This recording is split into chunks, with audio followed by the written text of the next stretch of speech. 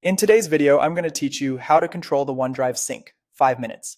By the end, you'll know exactly how to choose which folders OneDrive keeps on your device and which ones stay in the cloud, helping you save disk space and reduce unnecessary syncing. Start by opening OneDrive from your desktop. Look for the cloud icon on your taskbar near the clock. On some devices, it might be tucked under the small arrow that shows hidden icons. If you're on a Mac, you'll find the same cloud icon in the menu bar at the top of the screen. Click that icon to bring up the OneDrive panel. Inside that panel, find the settings icon. It looks like a small gear and usually sits in the top corner of the OneDrive window. Click it to open a short menu. From that menu, select Settings. This opens the OneDrive preferences where you can manage how your files sync and how your account is configured. In the Settings window, go to the Account section. This area shows details about your OneDrive and gives you controls specifically for what gets synced to this device. This is where you'll make the changes that actually free up space and control bandwidth.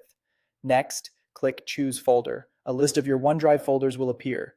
This is the key step. Check the folders you want to sync to your computer and uncheck the ones you want to keep online only.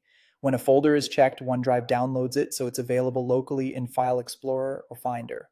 When a folder is unchecked, OneDrive removes the local copy, but the folder and its contents remain safely in the cloud and are still accessible on the web or from other devices. You can expand folders to select specific subfolders if you only need parts of a larger directory. A quick tip, if you're low on storage or on a metered connection, consider leaving large archives, videos, or rarely used folders unchecked. When you've made your selections, click OK to apply the changes. OneDrive will start updating immediately.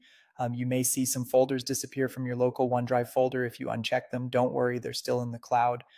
Any newly selected folders will begin downloading in the background. You can keep working while this happens. Just give OneDrive a little time to finish. That's it. You've now tailored OneDrive to sync only what you actually need. You can revisit these settings anytime to adjust your selection as your projects or storage needs change.